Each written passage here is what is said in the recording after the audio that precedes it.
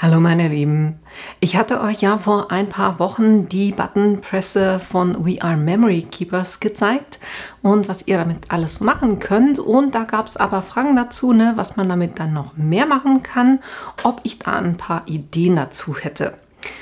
Naja, also Ideen ist ja bei mir normalerweise nicht so das Problem, Von dem her dachte ich mir, ich mache heute ein Video, wo ich euch ein paar Ideen zeige, und da ist es aber so, ich werde euch nur 6 Ideen zeigen, weil sonst würde das Video einfach ein bisschen zu lang werden.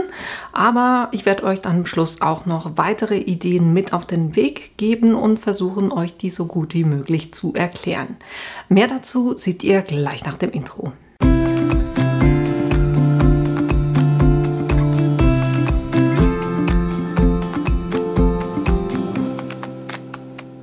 Bevor wir in die Projekte reingehen, wollte ich euch aber auch noch was anderes zeigen, als Basis quasi, weil ich hatte euch ja auch gesagt, dass ihr die Buttons oder die Formen nicht nur mit diesen Formen ausstanzen könnt, sondern wenn ihr mehrere macht, dass es durchaus auch Sinn macht, das mit einem Plotter zu schneiden, wenn ihr einen Plotter habt.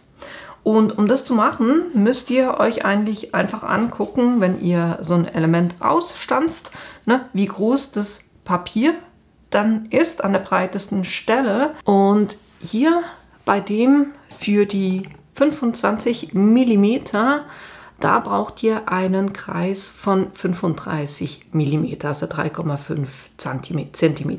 Dann für die mittlere Größe, da braucht ihr einen Kreis, das ist die 37 mm Pin oder Button, und da braucht ihr einen Kreis von 49 mm oder 4,9 cm. Beim größten, das ist der Pin oder der Button, der 5,8 cm ist oder 58 mm. Da braucht ihr einen Kreis von 70 mm oder 7 cm. Dann beim Viereck würde ich es ganz ehrlich gesagt weniger mit dem Plotter machen, weil es geht von Hand eigentlich fast am einfachsten, weil wir haben hier quasi ein Viereck und das ist ganz einfach ein 4,15 cm mal 4,15 cm. Das schneide ich jeweils einfach kurz mit dem Hebelschneider zurecht, weil ich kann das schön hier oben anlegen, und weil 4,15 ist jetzt ein bisschen schwierig, aber es ist zwischen 4,1 und 4,2, nehme ich einfach die Mitte und schneide das, und dann dasselbe auch der anderen Seite, weil es ist ja ein Quadrat. Dann habe ich quasi schon mein Quadrat in der richtigen Größe, und dann nehme ich einfach eine Handstanze, und bei der hier, die ich habe, die hat auch ein 10 mm Rundung, und da könnt ihr das Ganze dann ganz einfach auf allen Vierecken abrunden, und dann habt ihr genau dieselbe Größe wie das, was euch dieses Element hier ausschneidet. Das passt perfekt. Von dem her würde ich das eher von Hand machen, geht am einfachsten. Und beim Herz, da ist es jetzt ein bisschen schwieriger. Was ich da machen würde, wenn ich das jetzt mit einem Plotter ausschneiden wollte, würde ich das sehr wahrscheinlich einfach mit entweder weißem Karton und dann auf einen schwarzen Hintergrund legen und das so abfotografieren und versuchen, das einzuscannen und dann auf die richtige Größe bringen. Ja, aber tendenziell für mich ist das eins, wo ich eher dann die Stanze verwende, weil die Form halt nicht ganz so einfach ist. Also das hier eher mit der Stanze. Die Kreise könnt ihr wunderbar mit dem Plotter machen, und das hier macht am meisten Sinn, wenn ihr das einfach von Hand kurz mit dem Hebelschneider und einem Ecknab runter macht. Das war das, was ich euch hierzu noch sagen wollte. Und ich werde heute die Sachen mit dem Plotter machen, oder einen großen Teil mit dem Plotter machen. Das heißt auch die Motive eben einen Print-and-Cut machen oder einen Drucken-dann-schneiden machen mit dem Cricut Maker. Das heißt, ich werde im Cricut Design Space arbeiten. Wie gesagt, ihr könnt die Stanzen auch verwenden, logischerweise. Und für die Boxen und sonstigen Sachen, die ich machen werde, Das könnt ihr natürlich auch mit einem Falzbrett machen, einem Falzenschneidebrett machen. Ihr könnt es mit dem Explosion Box Board machen. Ihr könnt es mit dem Envelope Punch Board machen.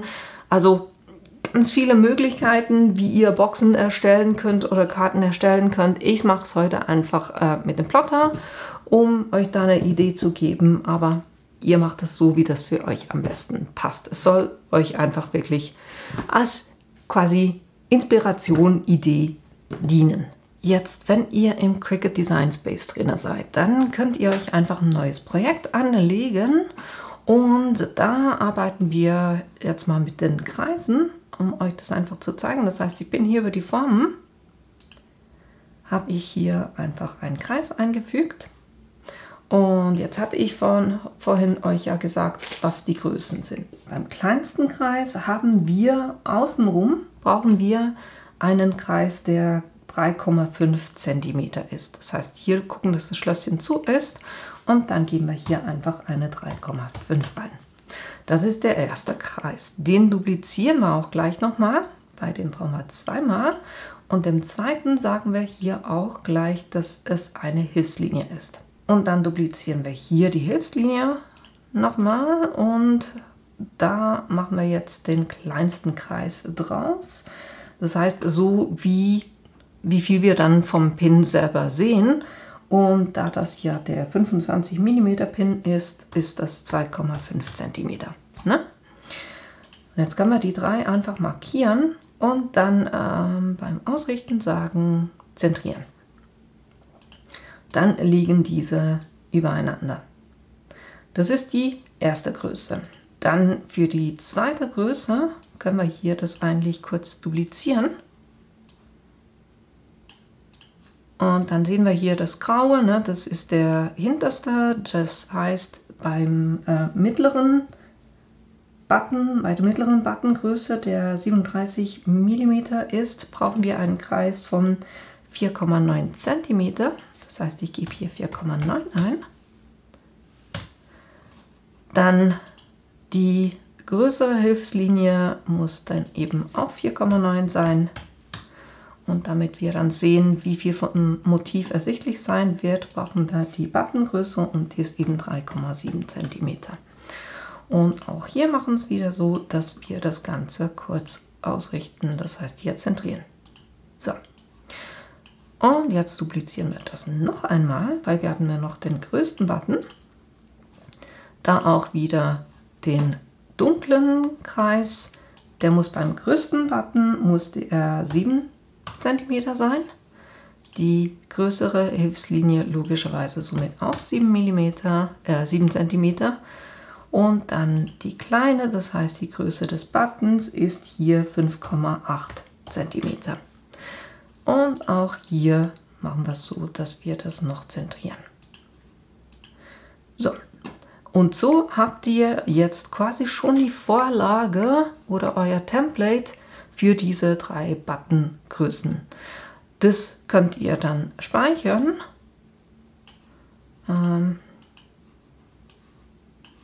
Ich lösche die hier kurz, weil ich habe die hier oben schon. Das könnt ihr dann einfach speichern bei euch, dass ihr das als Template habt. Ich mache das jeweils so, dass ich das wirklich, das Template genauso behalte und dann aber noch eine, ne, wenn ich jeweils etwas Neues machen will, sage ich Speichern unter und sage hier ganz einfach zum Beispiel Panda Buttons und ich gebe jetzt nur eine kurze Demo, weil ich das schon gemacht habe, damit ich weiß, welches ich dann wieder löschen muss. Und wir sind jetzt hier auf dem Demo-Projekt, ne? Nicht mehr auf dem Template, sondern auf dem Demo-Projekt. Und jetzt könnt ihr das ganz einfach so machen, sagen wir, ihr wollt den größten Pin, ne? Machen. Dann mache ich mir hier kurz eine Kopie von, einfach eine Arbeitskopie. Dann gehe ich in Hochladen und nehme mir das Bild, von dem ich einen Button machen will. Na, das hatte ich vorhin einfach über Bild hochladen hochgeladen und dann das als Drucken und dann Schneiden gespeichert. Dann sage ich zur Leinwand hinzufügen. Und jetzt liegt das hier vor den Buttons und deshalb kann ich hier einfach sagen, nach hinten verschieben, nach hinten verschieben.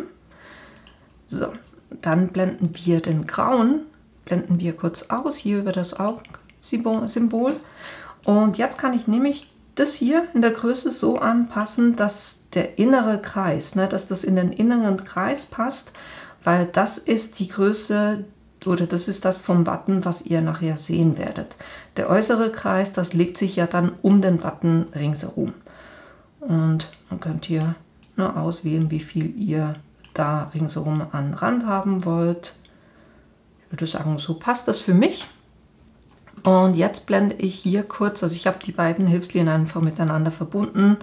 Das heißt, beide markiert und hier unten verbinden angeklickt. Weil die verwende ich ja eh immer zusammen. Dann kann ich die hier wieder ausblenden und den hier wieder einblenden. Weil der liegt jetzt immer noch an genau derselben Stelle wie meine Hilfslinien. Ne? Und jetzt kann ich diese beiden auswählen und dann kann ich hier einfach sagen, beschneiden. Und jetzt habt ihr hier einerseits diesen Kreis, ne?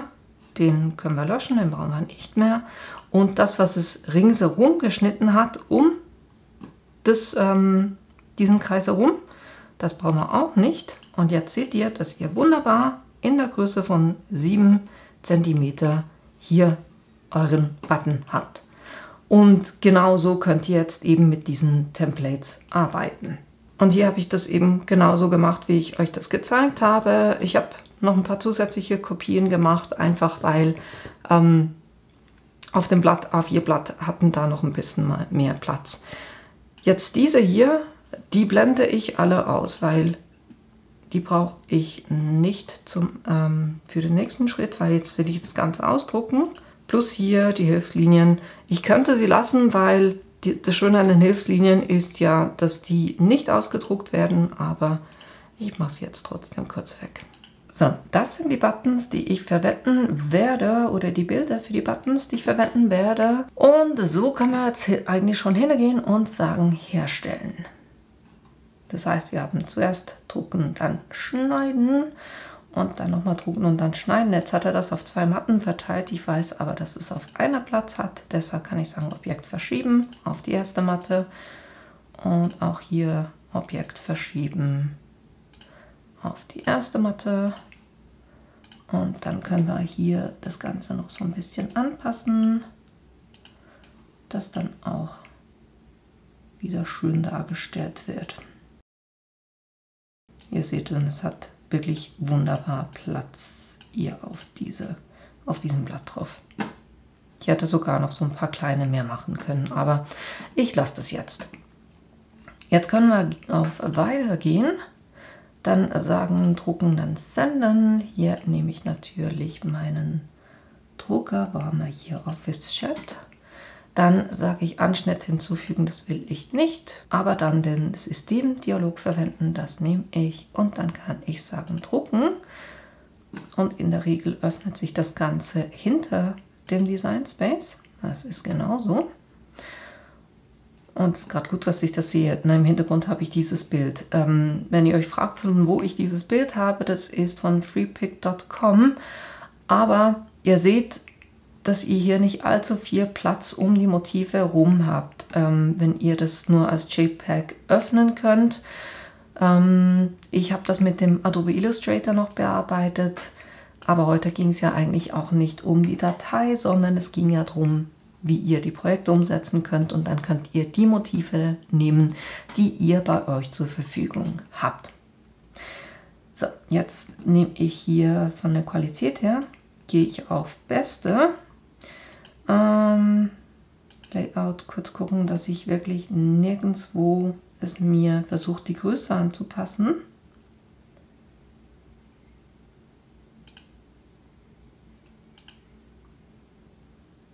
Ich glaube, das ist wunderbar. Dann kann ich das hier schon drucken. Dann, wenn er das gedruckt hat, kann ich hier ein Papier auswählen. Und zwar, was nehme ich da? Den Medium Cardstock. 220 Gramm, würde ich sagen, das passt. Und dann kann ich hier das Papier auf die Matte aufbringen. Und dann kann ich das auch schon in den Plotter reingeben und das kurz ausschneiden lassen. Dann wird er die Passmarken ablesen und dann das Ganze auch schneiden. Und dann sollte es mir schon wunderbar geschnitten haben.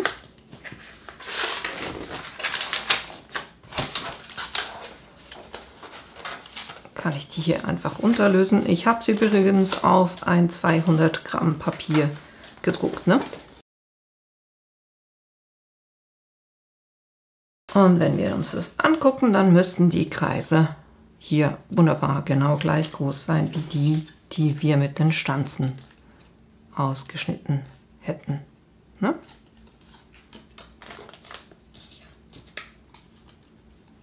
Das passt alles wunderbar.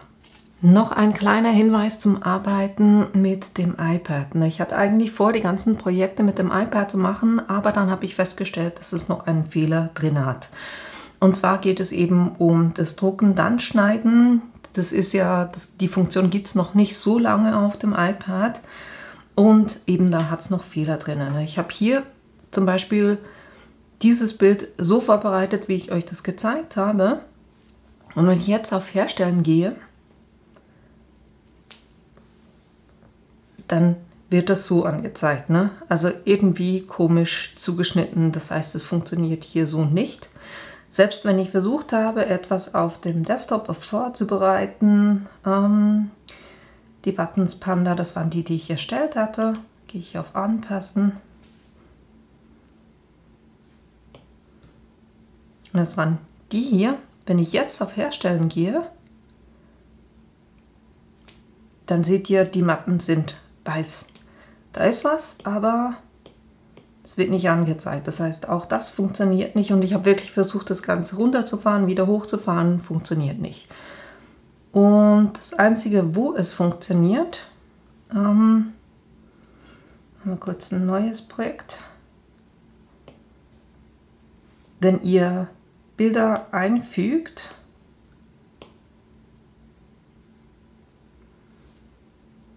ich nehme jetzt einfach eins, und die nicht weiter bearbeitet, dann funktioniert das, ne? Das heißt, ihr müsstet, wenn ihr nur mit dem iPad arbeiten könnt, vorher das so bearbeiten, dass ihr das so hochladet, dass ihr wirklich schon nur den Kreis in der richtigen Größe habt und das in einem anderen Programm vorbereiten. Das ist die einzige Option. Oder eben ihr arbeitet mit dem Desktop, so wie ich euch das gezeigt habe. Das noch als Info für das Arbeiten mit dem iPad. So, ich dachte jetzt eigentlich, ich hätte mich super vorbereitet für dieses Video, habe mit Schrecken festgestellt, dass ich für die 3,7er Buttons keine Buttons mehr habe. Ich habe alle verwendet, als ich euch das gezeigt habe und habe vergessen, neue zu bestellen. Von dem her muss ich hier kurz ein bisschen umorganisieren und ich verwende jetzt anstatt die 3,7er oder den 37 mm Button, werde ich hier die quadratischen verwenden. Auch das geht. Von dem her habe ich mir das einfach kurz ausgedruckt und das schneide ich jetzt eben genau auf die 4,1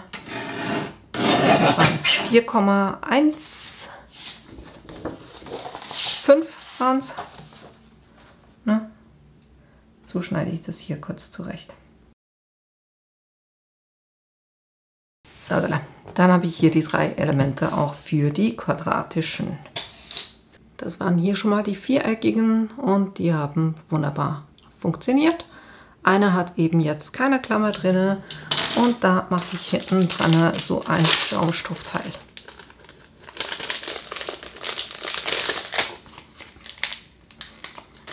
Einfach schön mittig.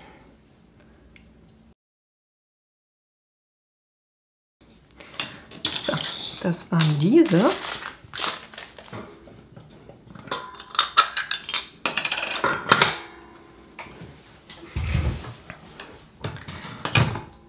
der zweite und hier eben ein Magnet hinten drin. Zuerst ausrichten, der hält wirklich fest, wenn er dran ist. Also ihr müsst wirklich hier das gut ausrichten, am besten von oben runter gucken und das schön mittig anbringen. So. Dann haben wir hier einen mit Magneten und den letzten, den kleinen, da nehme ich auch diese Nadel raus. Die brauche ich für dieses Projekt auch nicht. Das erste Projekt ist auch wirklich nur was ganz Kleines. Ich habe mir überlegt, weil diese, die hatte ich euch gezeigt, dass ihr hier diese quasi Heftklammern machen könnt, die ihr dann für Scrapbooken, fürs Kartenbasteln oder auch immer, für was ihr das verwenden wollt. Die sind schon relativ teuer mit diesem Teil hier hinten und ich dachte mir, da gibt es doch sicher einen Weg, wie man das ein bisschen günstiger machen kann.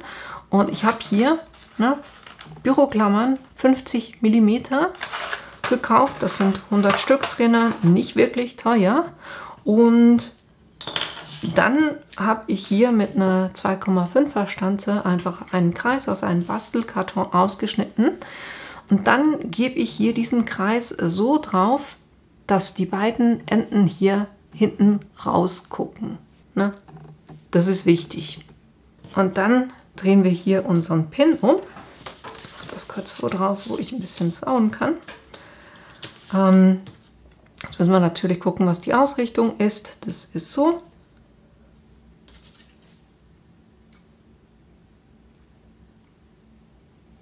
Das kommt so drauf, ne? Und jetzt kann ich hier ganz einfach Heißkleber drauf geben. Eine ordentliche Portion.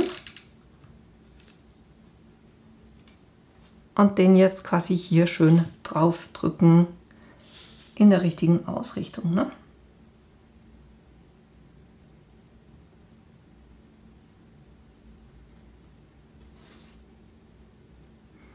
Einfach auf eure Finger aufpassen, dass das, was heiß ist, nicht rausquillt und auf eure Finger geht. Und dann könnt ihr das so kurz abkühlen lassen. Und dann könnt ihr das genauso verwenden, respektive nicht genauso. Ne? Durch diese Vorrichtung hier könnt ihr das ganz runterschieben. Das wird bei dem hier so nicht funktionieren. Aber ne, ich finde es trotzdem eine gute Alternative. Und ne, das könnt ihr dann eben fürs Kartenbasteln, fürs Scrapbooken verwenden und das irgendwo als Verzierung dran machen. Das somit einfach als kostengünstigere Variante für die Buttons. Dann das nächste, was ich mit euch machen wollte, war eine kleine Geschenkbox. Und hier, mal gucken, geben wir kurz Graduation Box ein. Gucken, ob wir die gleich finden. Das ist die hier. Das ist eine gute Basis. Dann könnt ihr die hier anpassen. Und dann könnt ihr quasi alles rauslöschen, was ihr nicht braucht. Das heißt, hier drüben, diese Hüte brauche ich auch nicht. Und diese weißen Teile sind quasi aus dem Blauen ausgeschnitten. Das heißt, ihr könnt hier auf das Blaue draufklicken, dann auf Kontur gehen und dann diese Teile einfach anklicken, damit die ausgegraut sind. Und dann könnt ihr das Fenster auch schon wieder schließen und dann habt ihr eine ganz normale Box. Und das brauchen wir auch nicht. Das brauchen wir auch nicht. Die brauchen wir auch nicht, die kleinen. So. Dann könnt ihr hier das Ganze einfach in der Größe anpassen. Ich habe es ein bisschen kleiner gemacht. Wenn ihr ein bisschen genauer gehen wollt, könnt ihr auch kurz einfach ein Viereck einführen. Und ich mache hier das kurz auf 5 cm, wenn ich eine Box, die 5 x 5 cm sein soll. Und dann gebe ich die hier einfach irgendwo drauf. Und dann kann ich das Ganze so verkleinern, bis eines dieser Vierecke von der Box quasi das hier abdeckt.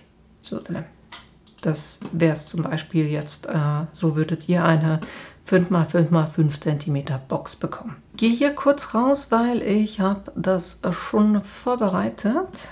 Und zwar sieht die bei mir so aus. Ich habe die Mattungen drauf gemacht, aber die werde ich manuell kurz ausschneiden. Also mit dem Hebelschneider, das geht eigentlich schneller. Es ging mir mehr darum, dass ich sehe, wie das Design aussehen soll. Und hier werde ich eben, das wäre vorgesehen gewesen, dieser 37 mm Button, dass ich den verwendet, der wird bei mir jetzt halt einfach quadratisch sein. Von dem her nehme ich diesen Kreis hier raus. Den brauche ich nicht mehr. Bei den dunkelgrauen Karton, den ich dahinter lege, werde ich dann auch manuell mit dem Hebelschneider schneiden.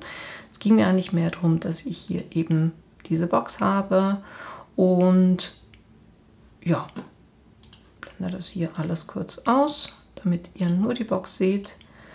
Und die hat bei mir jetzt eine Größe von 20,008 cm x 24,433 cm, wenn ihr das genau in der gleichen Größe machen wollt.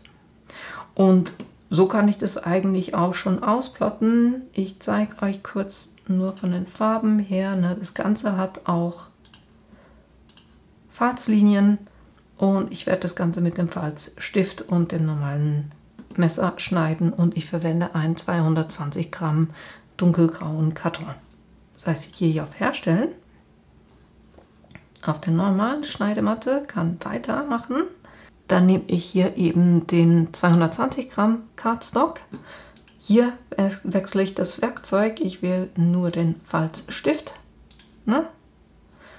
Das heißt, zuerst kommt der Stift, dann die Klinge und dann, ja, können wir eigentlich schon loslegen. Dann kann ich den Farbkarton schon auf meine Matte drauf machen und eben hier den Falzstift hier reinmachen. Und das normale Messer habe ich schon drin. Können wir auch schon die Matte laden.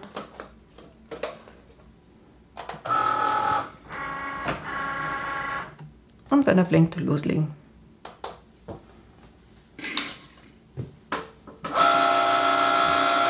Wenn er fertig ist, kann ich das schon rausnehmen. Und von der Matte lösen. Und dann haben wir hier wunderbar unsere kleine Geschenkbox. Und dann könnt ihr entlang den Falzlinien das noch kurz umlegen.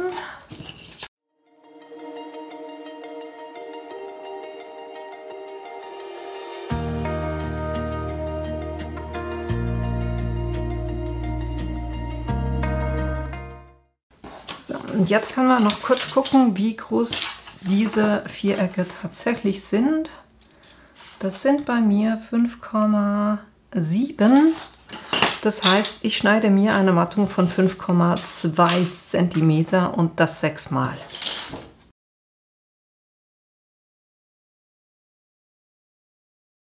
Und ich werde hier auch kurz die Ecken noch abrunden mit einem 4 mm, mit einer 4 mm Stanze. Müsst ihr natürlich nicht machen und wie gesagt, ihr könnt das Ganze natürlich auch mit dem Plotter schneiden. Ich finde es eigentlich einfacher, wenn ich das jeweils kurz einfach mit dem Hebelschneider mache und dem Eckenabrunder. Was ich auch noch kurz mache, ist eine Mattung, dass ich zwischen meinem Button und der Mattung etwas grau habe, um das so ein bisschen abzuheben, und das mache ich bei 3,5.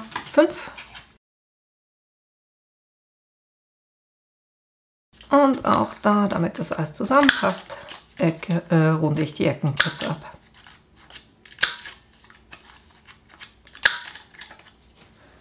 So, das war's auch schon. Und jetzt können wir hier die Mattung drauf bringen. Und mal Flüssigkleber, das mache ich kurz mit einem Flüssigkleber. Und es geht eigentlich am einfachsten, das jeweils die Mattung aufzukleben, wenn die Box noch nicht zusammengeklebt ist.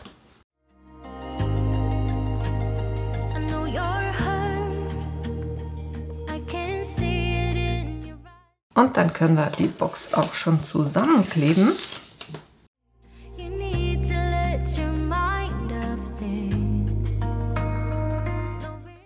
Hier spielt es auch keine Rolle, was oben oder unten ist, je nachdem natürlich, wie ihr das Motivpapier aufgebracht habt. Aber na, ich mache jetzt einfach eine Seite zu.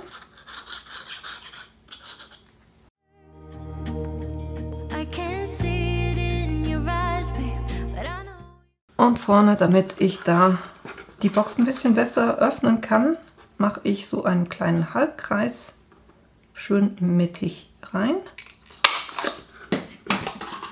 Weil dann lässt sich dann diese Box auch ein bisschen einfacher öffnen. Und so einfach habt ihr eine schön stabile Box gemacht. Und jetzt fragt ihr euch vielleicht, was hat das jetzt mit dem Pin zu tun oder mit dem Button zu tun? Das Thema ist, ich will das Ganze mit dem Button verzieren. Ich muss hier noch den aufkleben, das habe ich ganz vergessen. Schön mittig. Und was ich jetzt machen will, kurz gucken, was da am besten dazu passt. Das ist, glaube ich, das hier. Genau. Was ich jetzt mache, ich mache hier ein Band ringsherum und dann mache ich den Button auf das Band drauf.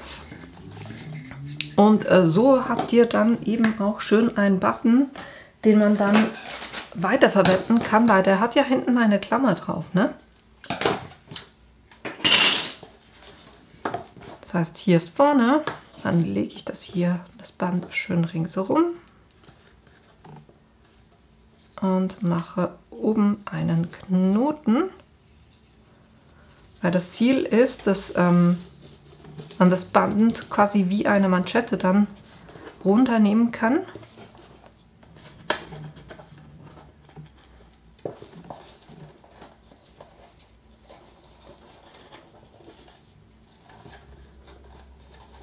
Irgendwie will meine Kamera heute nicht so, wie ich das will, aber was ich gemacht habe, ich habe ganz einfach hier einen Knoten gemacht, in das Band den Pin oder den Button drüber befestigt, also auf dem Knoten befestigt, hier die Überstände abgeschnitten und dann könnt ihr das mit einem Feuerzeug einfach kurz noch versiegeln, dass das nicht ausfranst.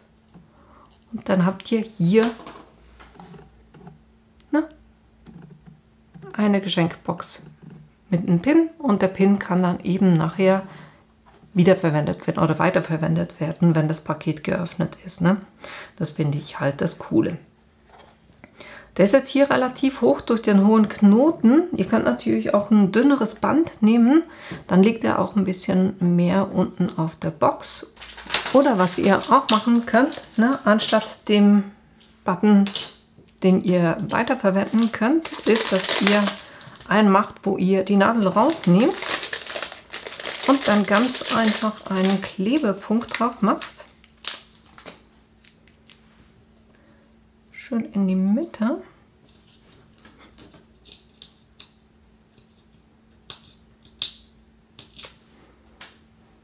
Und dann quasi hier einfach den Pin schön in die Mitte macht. Und dann habt ihr hier auch ganz winzig so eine Erhöhung. Und die sieht doch auch ganz süß aus. Ne? Das von wegen entweder eben wiederverwendbar mit einem Band, wo ihr dann die Nadel durchstechen könnt, oder hier so mit diesen Foam Tapes, oder was ihr natürlich auch machen könnt, ihr könnt es mit Heißkleber direkt draufkleben. Auch das geht, dann ist es noch ein bisschen tiefer. Aber ich finde halt einfach diesen Effekt von wegen, ich habe Bastelkarton und dann hier diesen Button drauf, finde ich schon sehr cool. Das war die zweite Idee. Als nächste Idee habe ich einen Geschenkanhänger und zwar auch wieder so, dass der Button wiederverwendet werden kann, nämlich hier mit der Nadel drinne. Und da habe ich verschiedene Teile zurechtgeschnitten hier für diesen Geschenktag. Da habe ich in der Breite 6,3 cm, in der Höhe war das Stück 11,9 cm. Dann könnt ihr das hier wunderbar reingeben und ganz einfach stanzen. Und dann habt ihr hier so ein Geschenklabel. Ich habe es so gemacht, dass ich es unten noch abgerundet habe mit dem Eckenabrunder, dem 4 mm. Dann habe ich vom Motivpapier, was die gleiche Farbe ungefähr hat wie der Button. Da hatte ich ein Stück, was 5,7 cm ist, mal 7,9 cm. Auch hier die Ecken abgerundet. Dann hier ein Stück, was 4,8 cm in der Breite und 7,2 cm in der Höhe ist. Da kommt dann der Button drauf. Dann habe ich was Kleines gestempelt. Hier ein Happy Birthday. Auch hier die Ecken abgerundet. Das kommt dann hier unten drauf. Dann habe ich einen kleinen Brad, den ich anbringen werde. Ein bisschen Band. Und ich habe mir hier eine kleine Schablone gemacht, damit ich sehe, wo ich diese Löchlein machen muss. Weil, ne, also ich habe es einfach das mal getestet, wie breit das Loch sein muss, damit ich diese Nadel hier durchstechen kann und hier hinten das wieder rausguckt und ich das einrasten kann. Dann habe ich das Stück einfach ringsherum abgeschnitten, das so groß ist wie der Button. Und so kann ich das, wisst ihr? Genau. Und so konnte ich das dann hier drauflegen und gucken, wo ich das haben wollte. Und der Spruch hier drauf ist, dass es hier in der Höhe ist. Habe mir das kurz mit einem Bleistift angezeichnet und die Löchlein, das kann man eben auch mit der Crocodile, kann man da wunderbar, hat es hier oben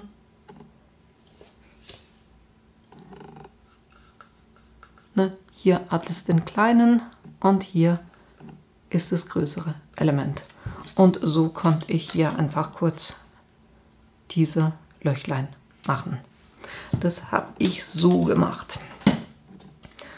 Und zusammenbauen tun wir das so, dass ich das Blaue direkt auf den Geschenktag oder das Geschenklabel drauf mache.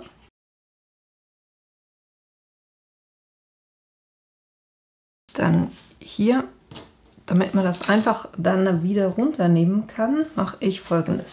Ich nehme hier kurz eine Schneidematte, mein Messer und mache einfach eine Linie. Sie verbinde die beiden kurz.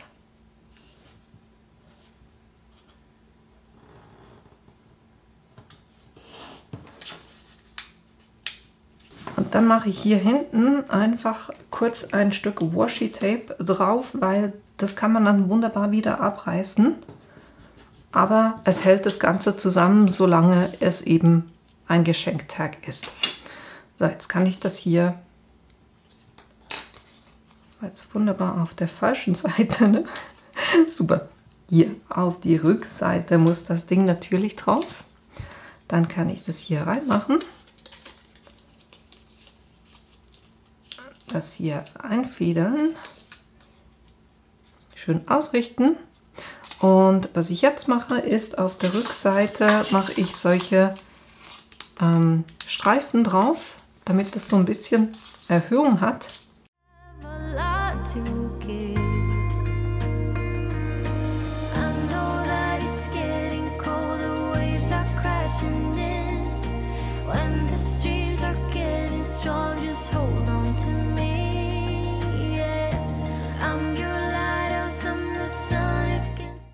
Dann mache ich auf den Spruch mit Dimensionals, um hier so ein bisschen verschiedene Höhen zu schaffen.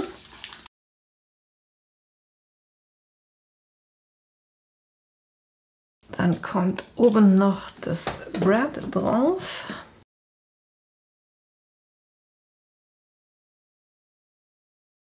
Wunderbar, hat super geklappt. Dann brauchen wir hier noch das Band, das wähle ich hier kurz durch. Und dann haben wir hier schon einen süßen kleinen Geschenkanhänger mit verschiedenen Dimensionen. Und den Pin eben, den ich jetzt quasi, dadurch, dass er ja nur noch mit einem Washi-Tape befestigt ist, kann ich den auch wegziehen, wenn das ein Tag dann oder das Geschenklabel nicht mehr verwendet wird, kann man den Button einfach wegnehmen und den irgendwo an die Jacke, an die Tasche oder wo auch immer man den gerne ranmachen möchte, eben dran machen kann. Das war die dritte Idee. Für das nächste Projekt habe ich auch schon ein bisschen was vorbereitet und da werden wir den Button nehmen, der eben 5,8 cm ist oder 58 mm. Was ich hier gemacht habe, meine Karten, die ich habe oder die ich jeweils mache, die Slimline-Karten, die sind ja jeweils 21 cm in der Länge und 9 cm in der Höhe. Das heißt, ich nehme hier einfach ein Blatt, was 21 cm mal 18 cm ist und falze das in der Mitte und ja, das mache ich jetzt ohne Plotter. Aber das war wichtig, um das zu wissen, weil diese dunkle Basiskarte, die werde ich dann auch mit dem Hebelschneider ausschneiden. Da werde ich eine nehmen, die 9 cm mal 21 cm ist. Ich habe es hier nur eingefügt, damit ich das Design so ein bisschen erkennen kann. Dann habe ich hier ein Element und das ist aus dem Designpapier gemacht. Ich habe hier ganz einfach, was hochladen, das Papier, das Muster eingefügt, bisschen größer gemacht. Dann habe ich eine Form eingefügt, hier ein Quadrat, habe die Verbindung aufgehoben und dann gesagt, von der Breite sind es 21, respektive, nee, es ist die Mattung, also sind es nur 20,5, anstatt die 9 sind es 8,5 cm, ne? In der Größe. Dann habe ich das hier so ein bisschen angepasst, dass das drinnen Platz hat. So in dem Stil, beide markiert und sagen beschneiden. Und dann wie immer, ne, können wir alles löschen, was ich nicht haben will. Und dann habe ich hier nur noch diese Auflagekarte, die in der genau richtigen Größe ist. Das ist das, was ich gemacht habe.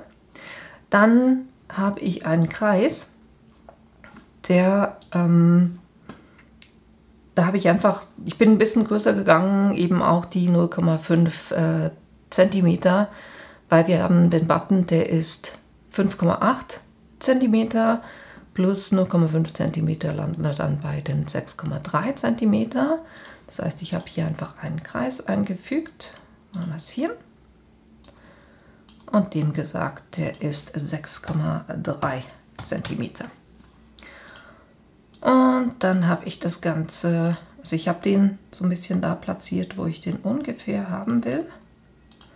Dann habe ich einen Spruch eingefügt, ne, hier Happy, das ist der Schriftzug Snowyland oder die Schriftart Snowyland. Ein bisschen kleiner.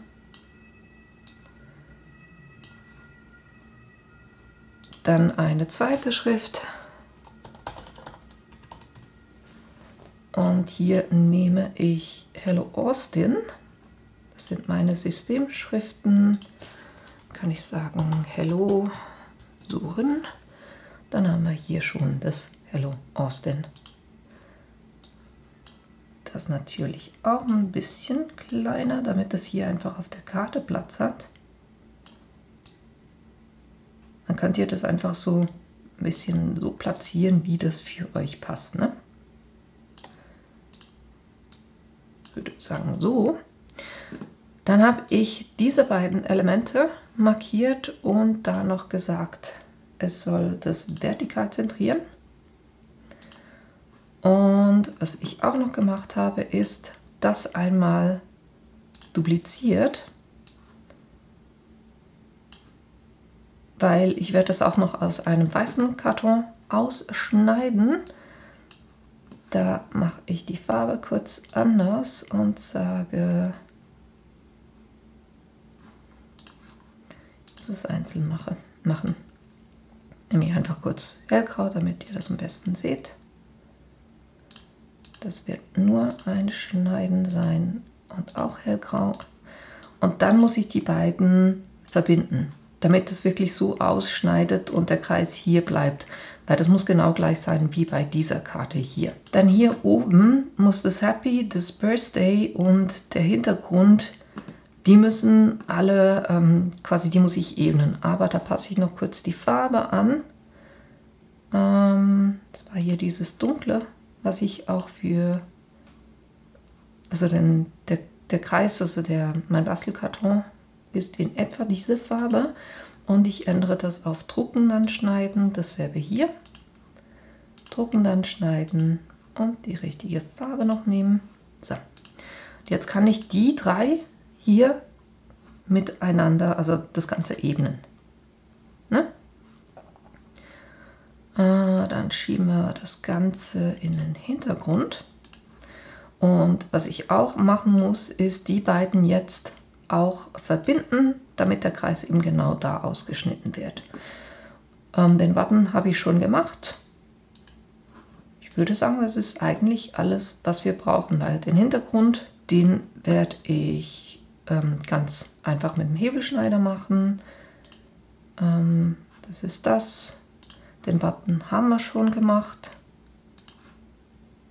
Ja, ihr seht, es ist beides dasselbe quasi. Aber jetzt kann ich eigentlich sagen, herstellen. Und ihr seht, ich habe zuerst ein Drucken, dann schneiden. Ich könnte den Kreis eigentlich ein bisschen heller machen, damit ich nicht so viel Druckerfarbe brauche, weil das würde es mir jetzt hier alles drucken. Ich nehme den noch kurz und mache den ganz einfach weiß. So, mal nochmal herstellen. Voilà. Genau, jetzt druckt es einfach alles das, dann schneidet es mir ringsherum plus den Kreis aus und dann geht es auf die zweite, da werde ich einen weißen Karton drauflegen und dann schneidet er mir das auch noch aus. Das heißt, ich gehe hier auf Weiter, sage an den Drucker senden, Office Chat, kein Anschnitt, Drucker, Dialog anzeigen. Dann ist es wie immer hinter dem Design Space. Und hier sage ich Qualität Best.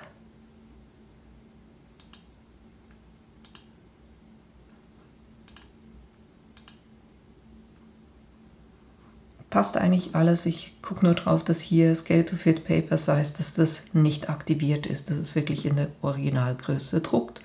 Und so drucke ich das kurz aus. Dann kann ich noch das Papier auswählen. Ich wähle bei mir hier ein 220 Gramm Papier. Und dann können wir eigentlich auch schon das Ganze schneiden. Das heißt, ich habe das auf die Matte gebracht, kann das in den Plotter legen und das kurz ausschneiden lassen.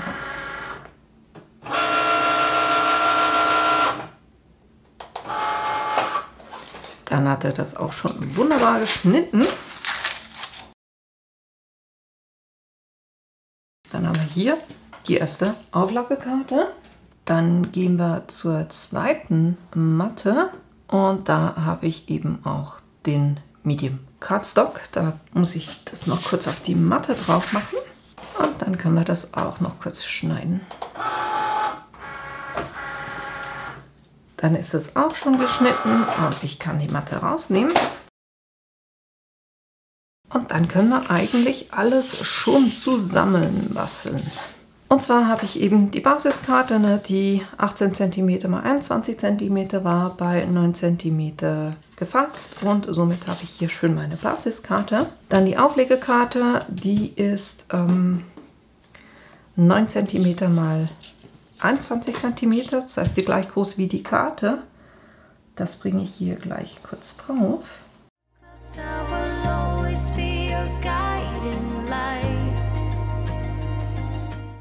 Ich merke gerade, dass ich nicht so sauber geschnitten habe.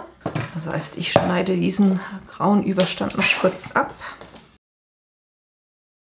So, dann passt das wunderbar.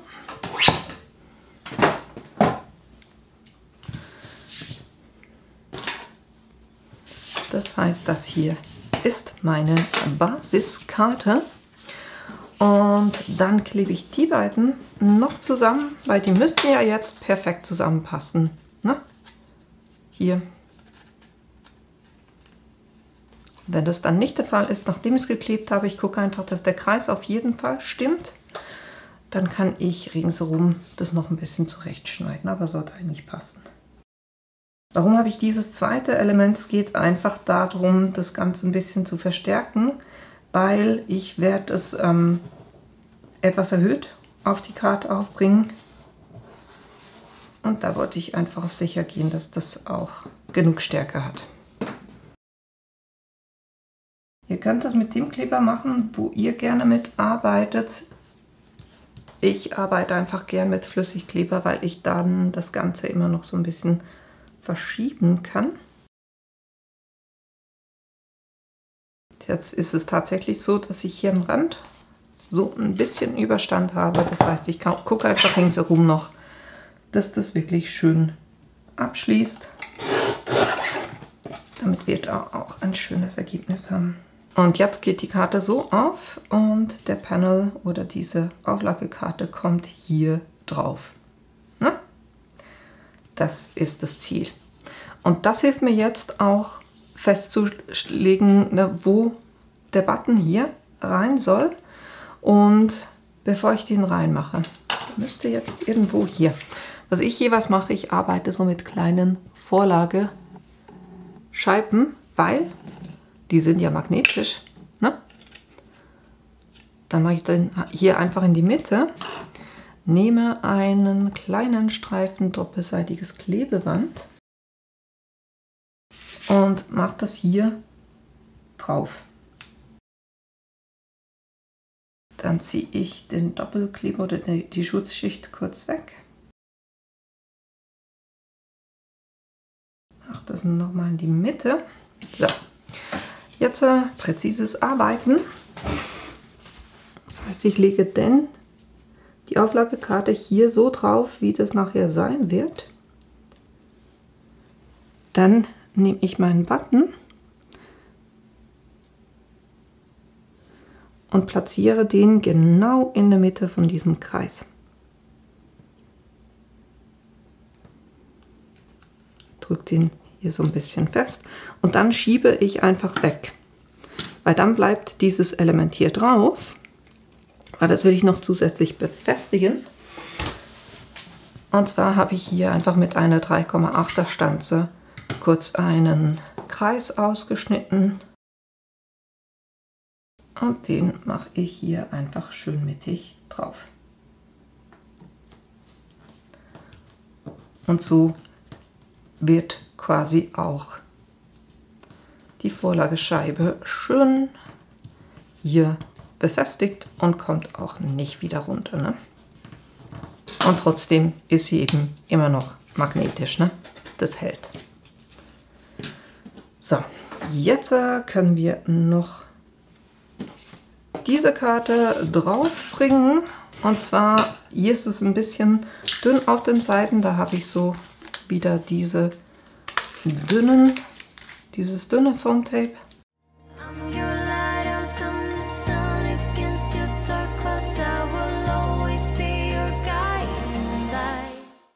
Und für den Rest kann ich das dicke nehmen, weil es ist eigentlich gleich hoch, aber halt einfach ein kleines bisschen zu dick, um das hier um das Bild herum anzubringen. Wenn ihr euch fragt, warum ich das abreiße und nicht abschneide, das Thema ist, das klebt die Wolle und wenn ich das mit der Schere abschneide, dann habe ich diese ganzen Dinge an der Schere dran und das ist extrem mühsam, das zu reinigen. Deshalb reiße ich das jeweils, weil auf der Rückseite guckt ja niemand hin. Ne? So, dann können wir hier schon die Schutzfolie abziehen. Und das auch wieder schön auf der Karte platzieren. Dann kann ich meinen Button hier schön platzieren. Und ich mache hier noch so ein paar Punkte drauf, um dann noch so ein bisschen Abwechslung reinzubringen.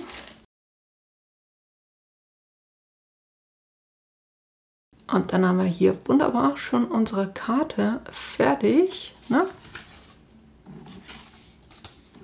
Und eben der Button ist wiederverwendbar. Den könnt ihr nachher als Kühlschrankmagnet oder was auch immer verwenden. Aber er ist eben auch ein Bestandteil der Karte und das finde ich eine extrem coole Sache. Die finde ich richtig cool. Ja, da könnt ihr euch eure ganz eigenen Designs natürlich dann auch überlegen. Also ich finde die richtig cool, auch mit dieser Dimension, die es gibt mit diesem Button. Na, diese Idee.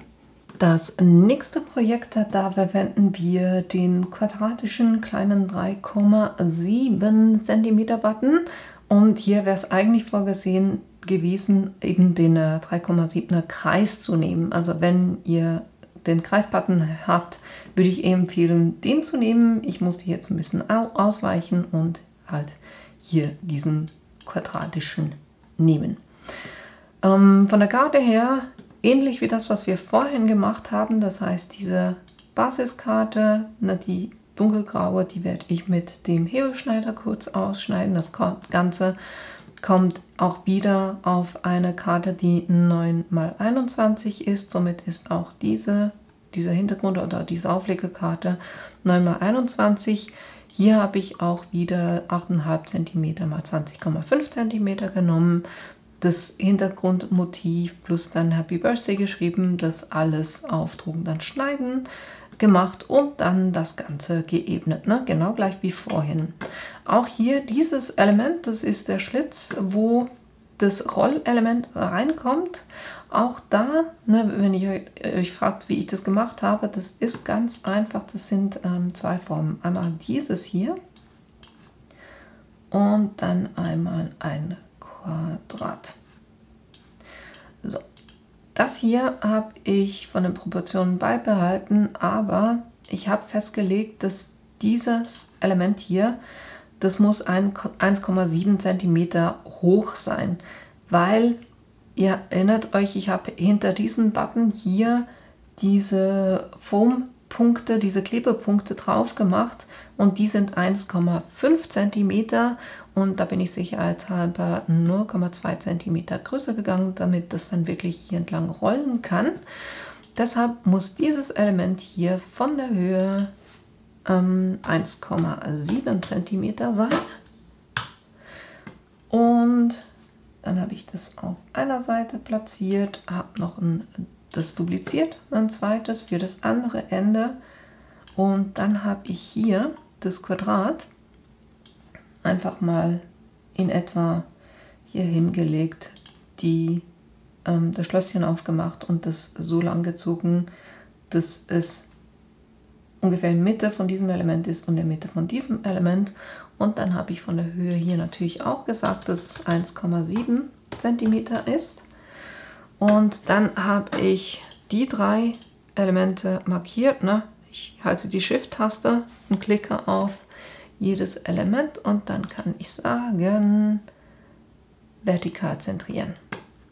Und dann das Ganze verschweißen und dann habt ihr genau hier dieses Element. Und das habe ich dann eben hier oben platziert und dann, also quasi das genau gleich gemacht wie mit dem Kreis vorhin. Ich habe, sage es euch kurz, sagen wir Form, hier 21,9, so, das wollten wir haben.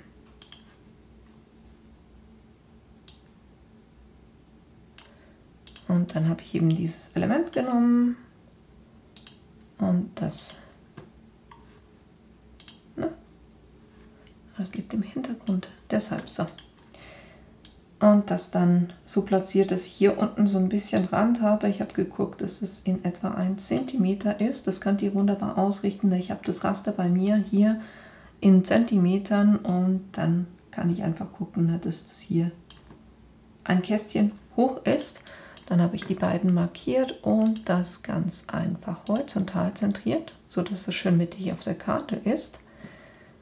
Jetzt muss ich kurz gucken, ich habe Mist erzählt, das sind nicht 9×21, sondern das ist die Auflagekarte, von dem her sind das 20,5 mal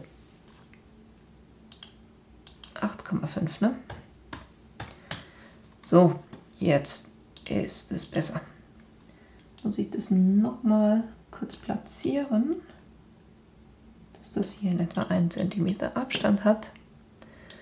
Versuchen wir es nochmal zu wollen wir es hier horizontal zentrieren. So, das war die eine. Und dann habe ich einfach das Ganze dupliziert und an genau die gleiche Stelle gebracht. Das heißt, ich habe diese beiden genommen und die zentriert.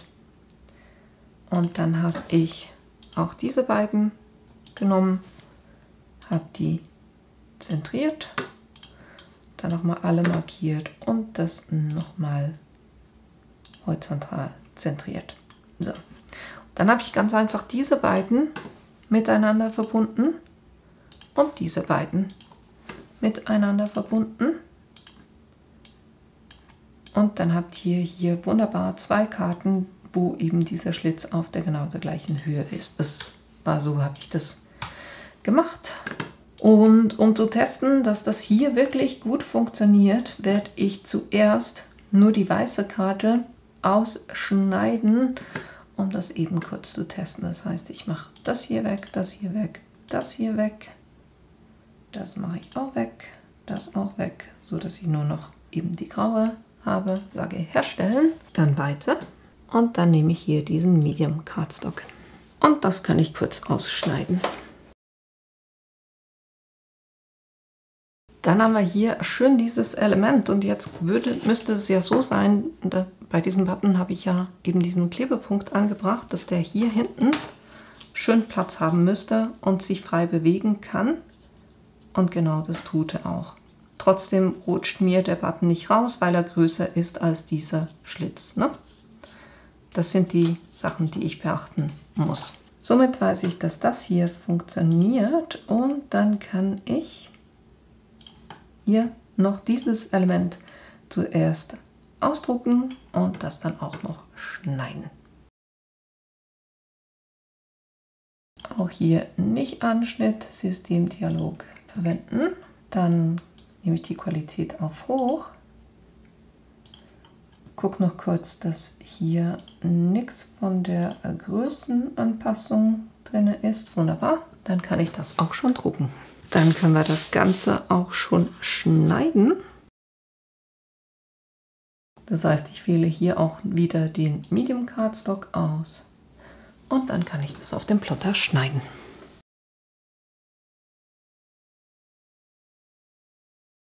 So, dann haben wir auch hier wieder wunderbar diese beiden Teile, die perfekt aufeinander passen sollten. Ich werde es auch wieder gleich machen. Ich richte hier einfach die Mitte aus und wenn da irgendwas noch überstehen würde, dann schneide ich das noch zurück. Das heißt, das klebe ich hier kurz mit Flüssigkleber fest.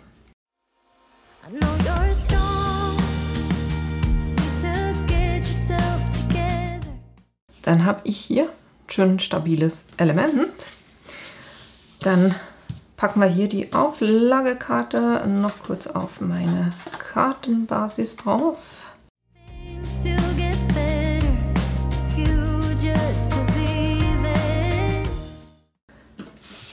Dann mache ich das so, diesen Drehmechanismus, ne, auf diesem Foampad hat es ja einen Doppelkleber, der haftet schon sehr gut. Ich nehme das hier runter, packe das hier in den Schlitz rein und Schweizer, ne, ich packe da ein 20 Rappen Stück drauf. Da packt ihr halt einfach das drauf, was ihr habt, zur Verfügung habt. Ne? Und das versuche ich hier möglichst mittig drauf zu bringen.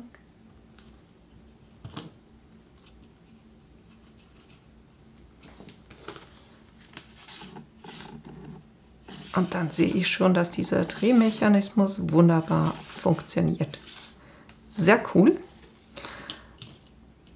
Und jetzt können wir hier hinten noch wieder Tape drauf bringen, weil ich habe ja hier eine Erhöhung. Und das heißt, es muss Platz haben zum Rollen und deshalb muss das höher sein als eure Basiskarte. Ne? Aber nicht zu nah an das 20 Rappenstück dran, ne? So dass das dann nicht plötzlich festklebt. Ne? Ich würde sagen, in dem Stil sollte das passen.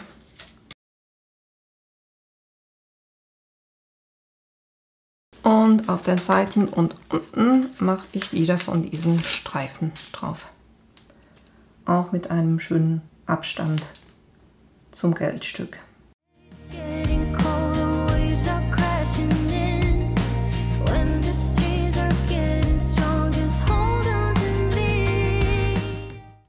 So, und jetzt können wir die ganzen Kleber wegnehmen und das auf die Karte drauf machen.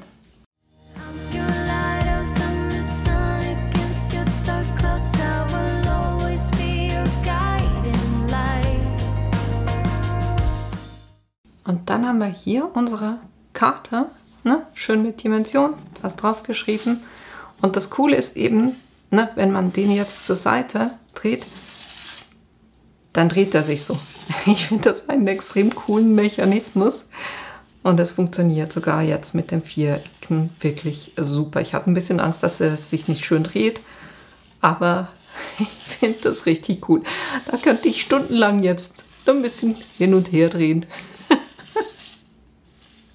Ist das cool oder ist das cool? Ne?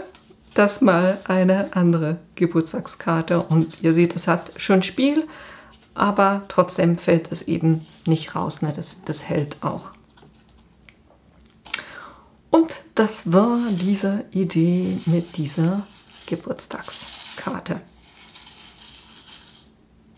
Und ihr könnt da auch wirklich das bis zur Spitze treiben. Es braucht ja nicht eine gerade Linie zu sein. Ihr könntet auch Wellen drauf machen, was auch immer. Es muss halt einfach immer diesen selben Abstand haben, damit es dann sich da drinnen schön bewegen kann. Ne?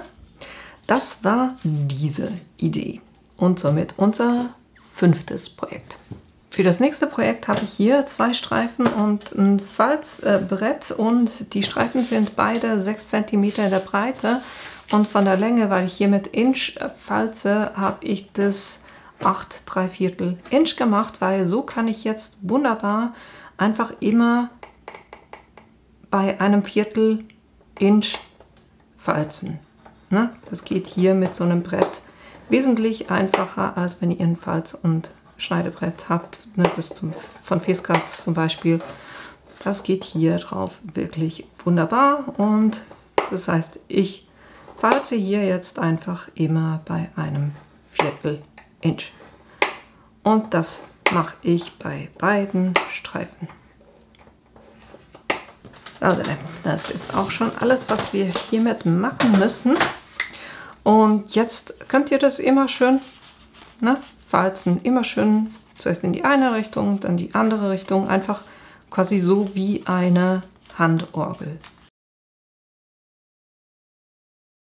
Und wenn ihr das gebogen habt, dann können wir die beiden Teile zusammenkleben. Das heißt, ich nehme hier einfach den Streifen und mache hier Kleber drauf.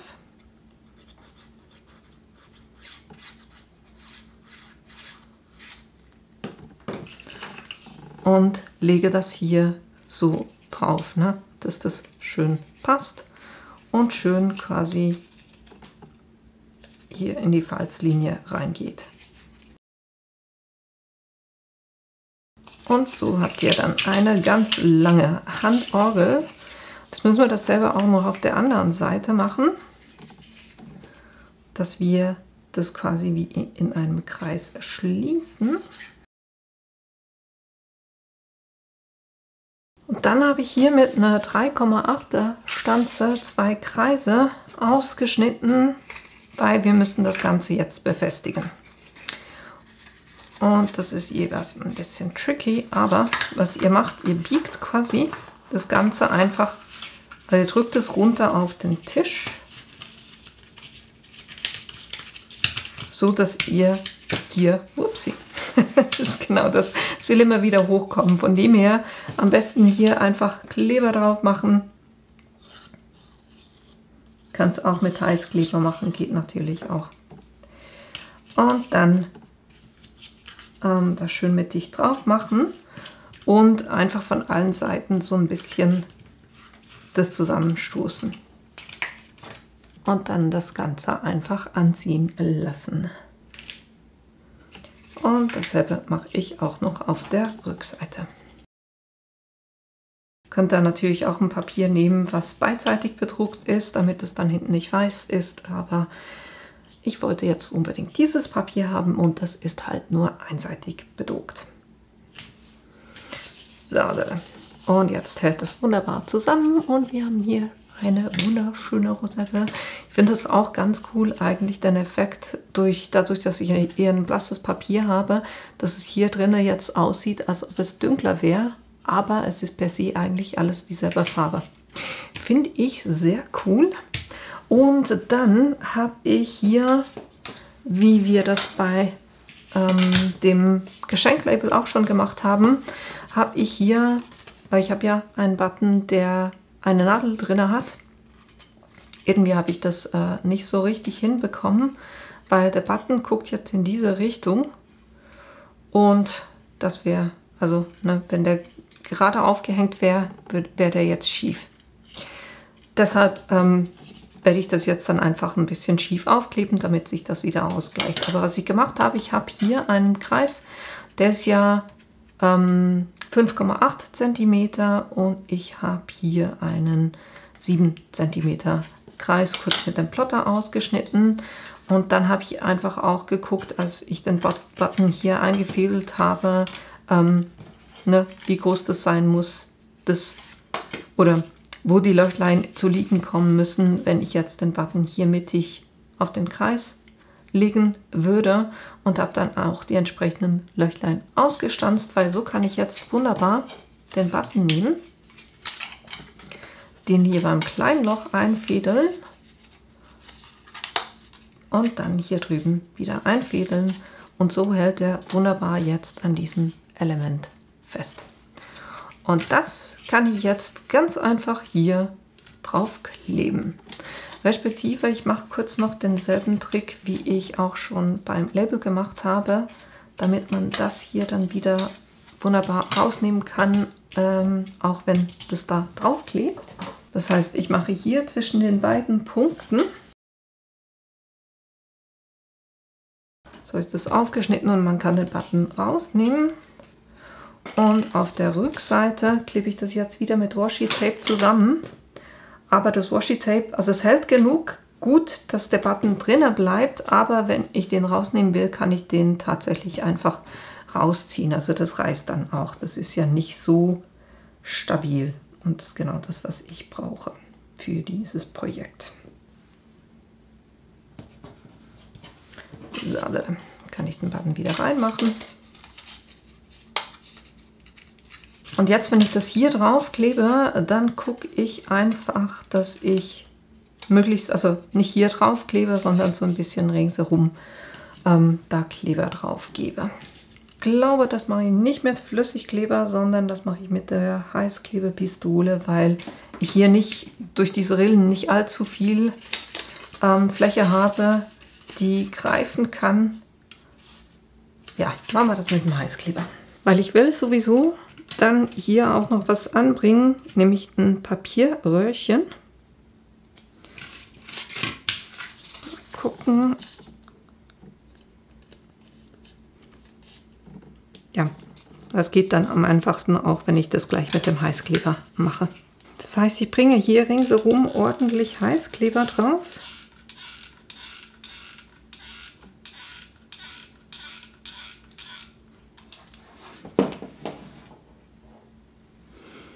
Und bringe den einfach schön mittig hier drauf. Und dann kommt hier unten, na, mal gucken, wo das gerade wäre. Hier. In dieser Lücke rein bringe ich auch noch Heißkleber, damit ich da das Röhrchen reinmachen kann.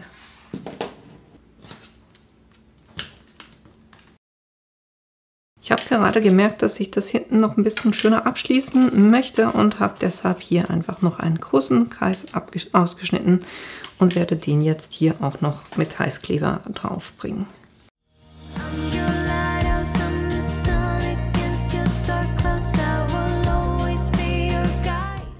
So, dann haben wir hinten auch einen schöneren Abschluss, das vorne. Und wenn ihr wollt, könnt ihr hier noch eine kleine Schlaufe drin machen. Das habe ich einfach mit dem Flüssigkleber, eben mit dem Heißkleber auch noch dran gemacht. Und so habt ihr hier wunderbar diesen Aufstecker. Den könnt ihr Tortendeko, ich finde es auch immer witzig, wenn man ein großes Geschenk hat, sowas dann auch da reinzustecken. Oder einen Blumenstrauß zum Beispiel verschenkt, das vorne reinzustecken. Also solche Sachen, ne, könnt ihr ganz einfach damit basteln. Und das Coole ist halt einfach, ich kann jetzt, weil der Button quasi nur mit einem Washi-Tape festgemacht ist, kann ich den auch wegreißen und den dann als ganz normalen Button verwenden. Ne? Das hier, diese Idee.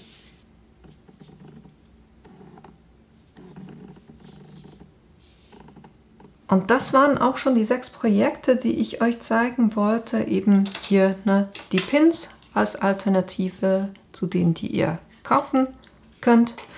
Dann hatten wir die kleine Geschenkbox mit dem Pin oben drauf oder die erste Variante, wo ich euch gezeigt habe, dass ihr eine Schlaufe drum macht und das dann einfach mit der Nadel feststeckt. Dann hier ein Geschenklabel, wo ihr aber den Pin dann halt auch wieder wegnehmen könnt. Dann hatten wir diese Karte hier. Die finde ich schon sehr cool, weil eben, ne, Magnet, ich kann den Button wegnehmen und das dann als Kühlschrankmagnet verwenden. Das ist so mein, sagen wir mal, mein Favorit ist die hier. Das ist der zweite Favorit, definitiv für mich von den heutigen Projekten, weil mein Favorit, den finde ich schon sehr cool, ne? Hier mit dem Button, der quasi von einer Seite auf die andere rollt. Den finde ich sehr cool. Und dann am Schluss eben noch diese Rosette, wo ihr dann einen Button drauf habt, den ihr wiederverwenden könnt. Wie gesagt, das waren jetzt nur 6 Projekte, aber ich habe mir natürlich noch ein paar andere Sachen überlegt, aber das Video wäre ganz einfach zu lang geworden, wenn ich das alles auch noch gemacht hätte. Die eine Idee, die ich noch hatte, war, dass ihr so ein Magnetboard zum Beispiel für an die Wand, ne, da könnt ihr mit Vinyl ein Raster drauf machen oder was auch immer. Und dann könntet ihr mit Buttons, die eben Magnet dran haben, könntet ihr für verschiedene Ämtchen dann entsprechende Motive auf den Button machen und das dann als Ämtchenbrett verwenden. Dann, was ich auch gerne mache, ist mit den Nadeln, dass ich die natürlich eben nicht so, wie man das normalerweise verwendet bei den Jacken, sondern ich mache die auch sehr gerne an Taschen ran. Und was ich mir auch gut vorstellen kann, ich hatte ja euch ja den Schlüsselanhänger gezeigt, ne, dass ihr sowas anstatt als Schlüsselanhänger auch als Anhang an den Reißverschluss dran macht, damit der einfacher auf und zu geht und das dann eben auch ein schönes Element noch auf der Tasche ist. Dann Mühlerspiel.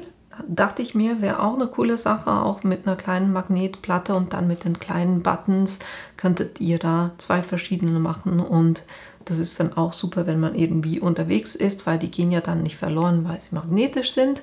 So eben so ein kleines Mühlespiel fände ich eine coole Sache oder was auch ein anderes Spiel ihr, was geht mit zum Beispiel so runden Buttons. Dann, was auch geht, ist, wenn ihr die 3,7, also die 37 mm Runden habt, die passen wunderbar auf ein kleines Teelicht drauf. Das heißt, da könnt ihr zum Beispiel ein Teelicht ringsherum ein schönes Washi-Tape machen, dann den Button drauf als Deckel, das ein Zellophan reinmachen und zum Beispiel auf den Button eine Lagerfeuer to go oder irgend sowas einfach als kleine Überraschung oder als witziges kleines Geschenk. Dann, was ihr auch machen könnt, ihr könnt es auch kombinieren, zum Beispiel mit Vinyl. Ne? Ihr könntet zum Beispiel nur, wenn ihr ein Designpapier habt, aber da keinen Spruch drauf habt und dann Spruch drauf machen möchtet, könntet ihr das ja auch mit Vinyl ausschneiden, mit dem Plotter und dann draufbringen und so dann den Button machen. Das ist eine Möglichkeit. Dann könnt ihr Buttons, ne, wir haben jetzt Papier und Plastik, ihr könnt es auch mit Stoff machen. Ich würde euch einfach anraten, wenn ihr das mit Stoff machen wollt und eben das Plastik nicht verwendet, sondern anstatt des Papieres nehmt ihr einfach Stoff.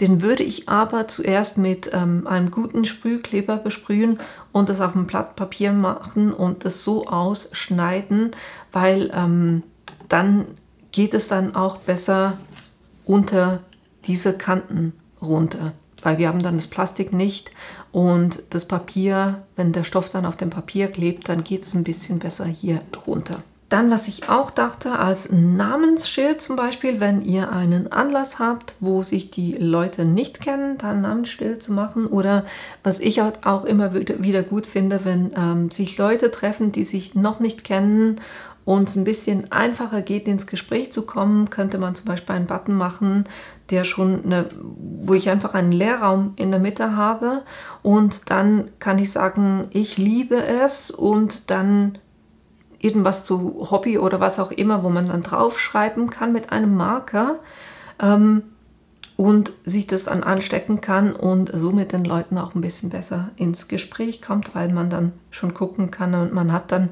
wie quasi ein Einstiegsthema, wenn man einen Button sieht oder sieht, was draufsteht. Das war eine Idee. Dann eine weitere Idee, das auch als Verschluss für ein Scrapbook zu machen. Ich hatte euch gezeigt, wie ich das hier gemacht habe. Da könntet ihr zum Beispiel auch hier hinten einen Streifen zwischen die Fassung und die Mattung reinmachen, das dann nach vorne nehmen und hier unter die Mattung ein Magnet, einen Gegenmagneten oder eben zum Beispiel, so wie ich es euch gezeigt habe, die Vorlagescheibe unter diese Mattung machen und dann könntet ihr hier mit einem Button den Kreis ausstanzen, wo das Magnet hat und den Rest hier mit Heißkleber dran kleben und dann hättet ihr hier einen Verschluss auch für ein Scrapbook. Das wäre auch eine Idee. Da würde ich natürlich die Klammer rausnehmen und eben Magnet drauf machen. Dann eine andere Idee, die ich hatte, war eine Weltkarte auf eine Magnetwand drauf zu machen und dann könntet ihr zum Beispiel Buttons mit Fotos machen, was so ein bisschen das repräsentiert, was ihr bei der Reise erlebt habt und den dann dahin machen auf der Weltkarte, wo ihr eben gewesen seid und das gibt dann auch ein ganz cooles, großes Bild. Das dachte ich wäre auch eine coole Sache, gerade so für die, die viel reisen oder für die, wo Reisen ein großes Hobby ist. Und das letzte, was mir noch so in den Sinn kam, war eine zum Beispiel für, wenn ihr eine Kochschürze beplottet, dann irgendwie noch einen Button dran machen und irgendwie Number One oder Gomio-Punkte oder was auch immer, was Witziges noch drauf machen, einfach so als zusätzliches Element. Das waren gerade so die Ideen, die ich hatte, aber da gibt es bestimmt auch noch weitere Ideen. Ich würde sagen, ich habe gesehen, ein paar von euch haben auch gesagt, ihr habt die auch und ihr habt super Spaß dran. Schreibt mir doch unten in die Kommentare rein, was ihr damit so gebastelt habt oder wenn ihr vorhabt, euch eine zu kaufen, was ihr damit plant zu machen, wenn ihr da ganz coole Ideen habt. Schreibt die mir sehr gerne in die Kommentare unten, da würde ich mich super drüber freuen. Aber für heute war es das für mich auch schon. Das waren die Sachen, die ich euch zeigen wollte und von den Ideen, die ich euch erzählen wollte. Ich hoffe, das war hilfreich für euch und ihr habt Lust, es selber auch auszuprobieren und dass euch das Video natürlich gefallen hat und ich euch in einem meiner nächsten Videos wiedersehe. Bis bald!